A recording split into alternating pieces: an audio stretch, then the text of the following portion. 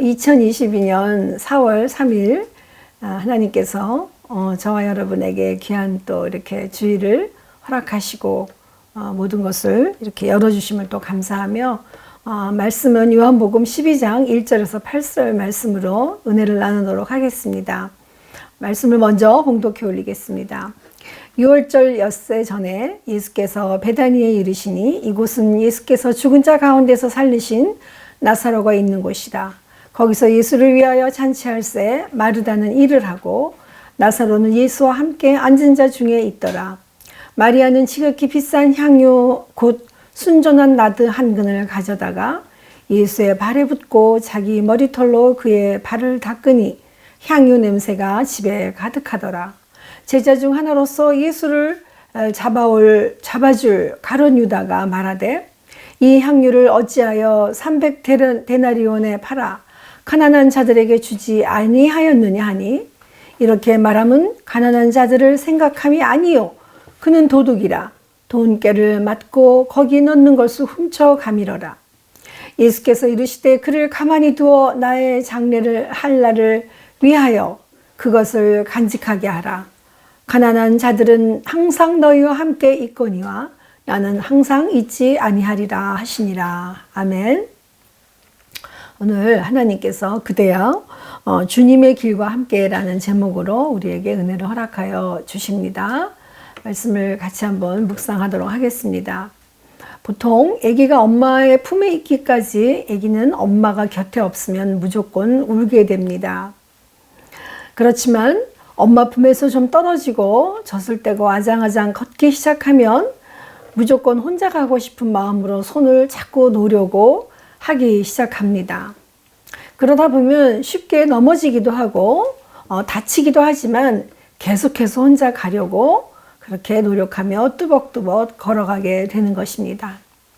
이처럼 인간은 조금만 힘이 있으면 자기 스스로 하려고 합니다. 이것은 어떻게 보면 살아있는 생명에게 주어진 살고자 하는 욕구이자 의지이기도 합니다. 그렇지만 하나님 없이도 할 수 있다는 인간 내면의 그러한 저항이기도 한 것입니다. 그러나 인간의 힘으로 어떻게 할 수 없는 죽음이나 그러한 정말 험악한 병 속에 놓인 그런 경험한 사람에게서는 자신의 생명만큼은 자기 마음대로 할 수 없다는 것을 알게 되는 것입니다. 오늘 본문은 자신의 오빠였던 나사로를 살려주신 그러한 살림을 경험했던 마리아가 주님께 감사의 마음을 표현하고 있습니다. 그리고 이것은 오빠를 죽음에서 살려주신 주님께 대한 감사와 사랑의 표현이었습니다. 주님께서는 특별히 6월절 일주일 전에 이 기념일을 소개하고 계십니다.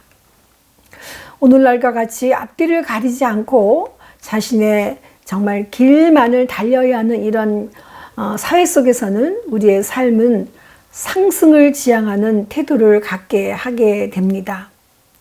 조나단 코브와 리차드 세네트라는 사람이 계급의 상처들이라는 책에서 그 반대되는 증거가 분명한데도 때도 그런 것조차 우리는 자신의 실패에 대한 책임을 오로지 자기 스스로 지도록 우리는 훈련을 받아왔다고 이렇게 말하고 있습니다.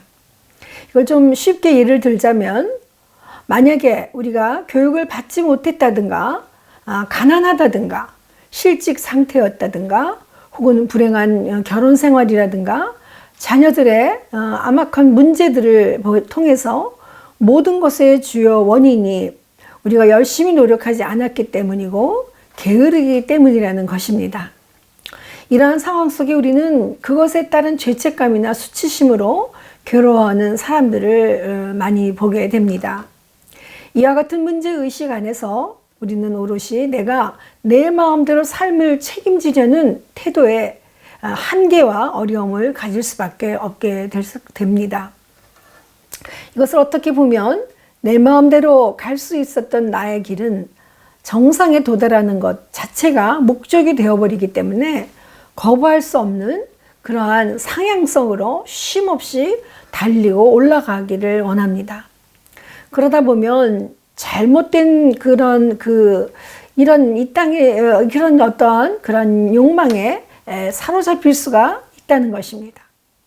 즉 이것은 개인이나 혹은 공동체로서의 성장하려는 열망이 아니라 상향성, 올라가려는 그 자체가 종교가 되어버린다는 것입니다. 그래서 헨리 나우에는 이런 상향성이라는 그런 우상숭배가 노골적이고 충격적인 영향을 가져온다고 하고 있습니다. 그 언급을 세상의 길, 그리스도의 길에서 말하고 있는 것입니다. 또한 결국 우리가 현재 가지고 있는 것보다 더 많은 것을 소유하여야만 하고 그 더한 욕망을 낳아서 이제는 누구도 승리할 수 없는 전쟁과 같은 상태로, 그런 고통으로 스스로를 몰아가고 있다는 것입니다. 이쯤에서 야고보서의 말씀이 생각납니다. 욕심은 죄를 낳고 죄는 사망을 낳는다 라는 말씀입니다. 오늘 본문에서 마리아의 헌신과 섬김에 대해 제자 중 하나인 가룟 유다가 그 돈으로 가난한 자들에게 선행을 베풀지 왜 그렇게 허비하게 하느냐고 책망을 하고 있습니다. 말씀에서 보시면 제자 중 하나로 예수를 잡아줄 가룟 유다가 말하되 이 향유를 어찌하여 300데나리온에 팔아 가난한 자들에게 주지 아니하였느냐라고 언급하고 있습니다. 이렇게 말한 것은 그 가룟 유다의 인생관에 아마도 그의 욕망과 욕망에 달리는 그의 출발이 그 안에 내재되어 있지 않은가 우리는 볼 수가 있습니다. 그러면 비록 가룟 유다만이 이러한 삶을 살고 있겠습니까? 12제자 중 유난히 경쟁하고 이기려고 하는 그러한 상향성이 강한 그에게 아마도 제자로서의 삶 자체가 주님의 길과는 너무 멀고 부담스럽고 자신만의 길이 따로 있지 않았는가 우리는 살펴보게 됩니다. 그에게 보여진 이러한 모습들이 우리만의 본능 안에 숨겨진 어그러진 우리의 욕망이라고도 할 수 있습니다. 그러면 상대적으로 마리아의 헌신과 섬김 속에서 우리는 무엇을 볼 수 있겠습니까? 이제 1절에서 3절을 보시겠습니다. 6월절 엿새 전에 예수께서 베다니에 이르시니 이곳은 예수께서 죽은 자 가운데서 살리신 나사로가 있는 곳이라. 거기서 예수를 위하여 잔치할새 마르다는 일을 하고 나사로는 예수와 함께 앉은 자 중에 있더라. 마리아는 지극히 비싼 향유 곧 순전한 나드 한 근을 가져다가 예수의 발에 붓고 자기 머리털로 그의 발을 닦으니 향유 냄새가 집에 가득하더라. 아멘. 앞에서도 잠깐 언급했듯이 6월절 일주일 전에 주님께서는 죽은 나사로를 살리셨던 베다니로 가셔서 그의 가정에서 베푸는 잔치집으로 발걸음을 옮기셨습니다. 거기에서 누이 마르다는 일을 하고 있었고 나사로는 주님 곁에 앉아 있었습니다. 그리고 마리아는 300데나리온이나 하는 값비싼 향유, 즉 마리아의 전 재산을 다 털어 준비한 향유를 주님께 붓고 주님의 발 아래 닦아드리며 감사와 헌신을 표현했습니다. 그녀의 헌신은 주님께서 베풀어 주신 구원에 대한 감격과 나누음이었습니다. 그리고 그 가정에 새로운 삶의 길이 열렸음을 알리는 것이었습니다. 즉 그녀의 향유 기름 부음의 사건은 온 동네에 그 향기 냄새가 널리 퍼지도록 하는 것이었습니다. 또한 죽었다가 살아난 나사로와 그 모든 구원의 사건은 바라본 그 누이의 마르다와 그의 가족들은 이제 이후로부터는 구원받은 자로서의 새로운 삶을 시작하는 분기점이 되는 것을 널리 알리는 것과 마찬가지인 것입니다. 죽었다가 다시 살아난 그들의 새로운 삶의 시작은 성공과 소유로 만들어지는 상향성이 아니었습니다. 이제 그들의 인생은 이제 하향성으로부터 섬기고 그리고 정말 헌신하고자 하는 그의 의지를 드러낸 것입니다.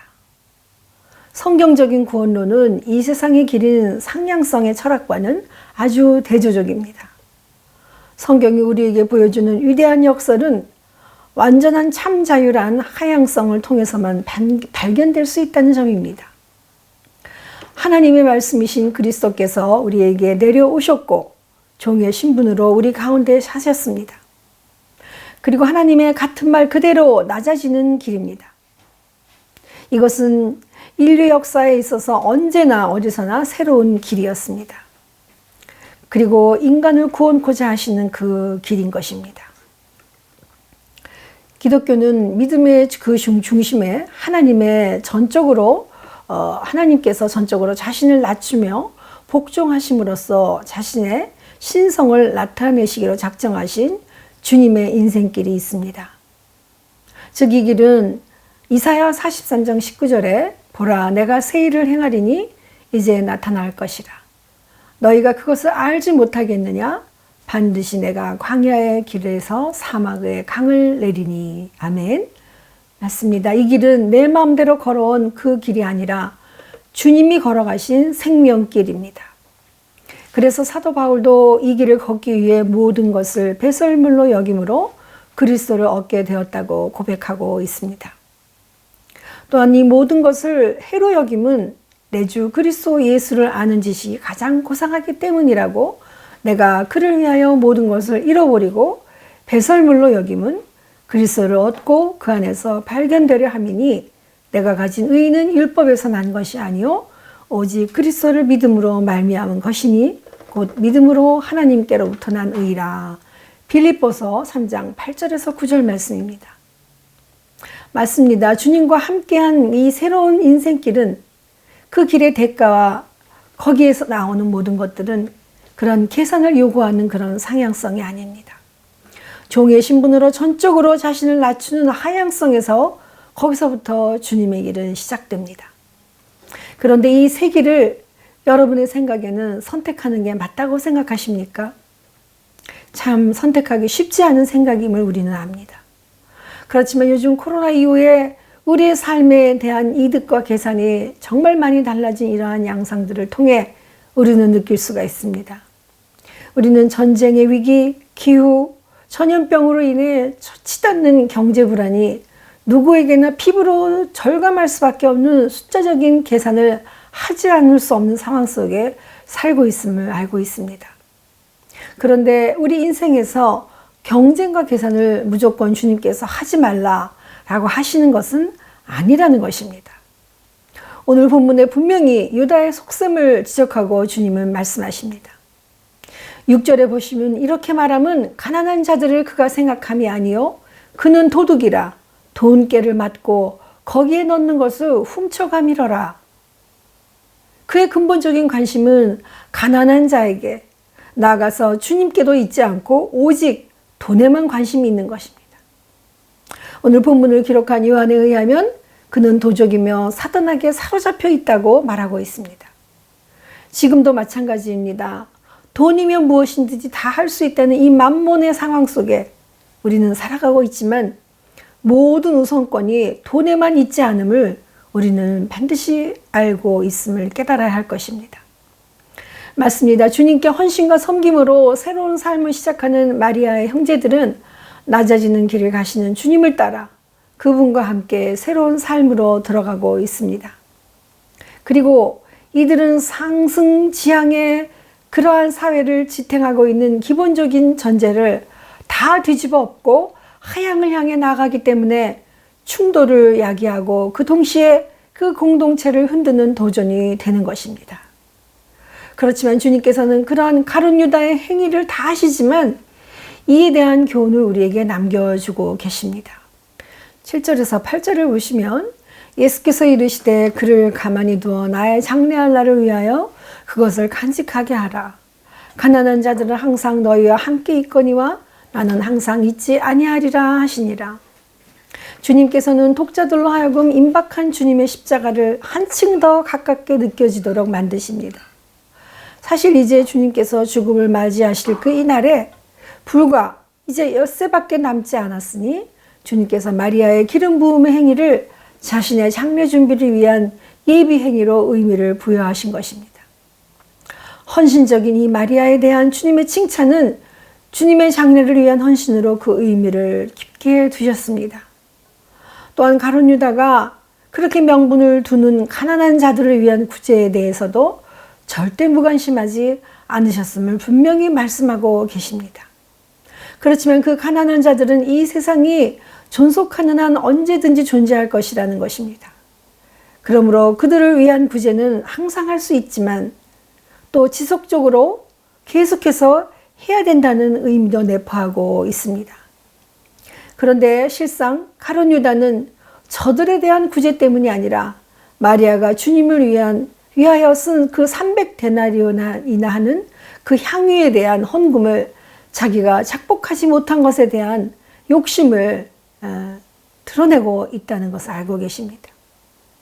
반면에 마리아의 헌신은 주님의 죽음을 준비하는 것에 강조점을 두고 주님의 삶을 기억하게 하심이었습니다.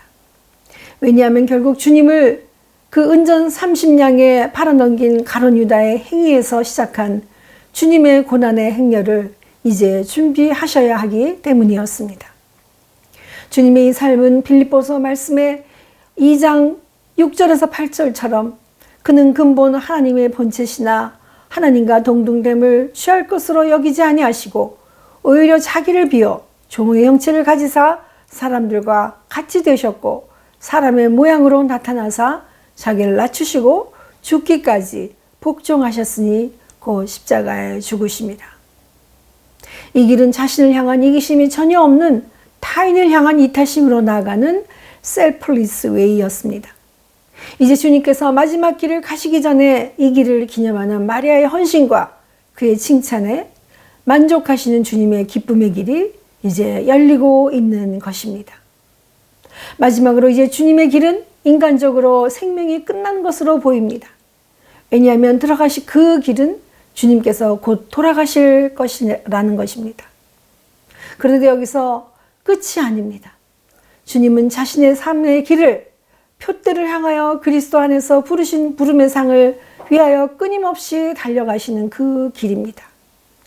인간적인 눈으로 볼 때 아래로 내려가는 하향의 길이지만 낮아지는 길이지만 우리 주님께서는 이 길이 구원에 이르게 하는 낮아지는 길이라고 말씀하고 계십니다. 그러므로 이 낮아짐의 위대함 속에 기쁨이 있고 그 기쁨을 기억하게 하는 마리아의 헌신은 널리 퍼지는 향유 냄새처럼 더 많은 사람에게 주님의 기쁨을 나누고 기념할 수 있게 되는 것입니다. 기도문을 나누겠습니다. 주여, 이 자비의 날에 우리를 평온케 하시고 기도하게 하옵소서. 이 도전의 날에 우리를 주님 안에서 더 강건하게 하소서. 이 공허한 날에 우리를 소유하게 하옵소서. 이 기다림의 날에 우리의 마음을 열어 주님의 십자가 비밀을 알게 하옵소서. 다시 한번 같이 기도하겠습니다. 사랑이 많으신 하나님, 주님께서 우리에게 허락하신 이 비밀의 귀한 하나님의 그 사명의 길을 우리 주님은 묵묵히 걸어가시며 정말 그 주님의 마지막에 가시는 길을 준비하기 위한 마리아의 그 헌신 속에 주님께서는 말로 다 할 수 없는 잔잔한 기쁨으로 마리아의 헌신과 그 가정의 구원 사역을 칭찬하시며 하나님 앞에 영광 돌리는 그 삶을 살고 계십니다. 주님 저희들이 어떻게 하여야 주님의 뜻을 깨달아 알 수 있으며 저희가 어떻게 하여야 주님의 온전한 사랑의 길을 순종하며 갈 수 있겠사옵나이까. 하나님, 코로나로 많은 사람들이 희생을 하고 고통 가운데 아버지 다시 한번 이것을 극복하며 대면 예배로 우리가 시작하는 이 시점에 있습니다. 하나님, 우리를 불쌍히 여기시고 다시 한번 주의 긍휼로 하나님을 맛보아 대면하며 하나님 앞에 나아가는 귀한 우리의 모두가 될 수 있도록 도와주옵소서. 감사드렸고 예수님의 이름으로 기도드려옵나이다. 아멘.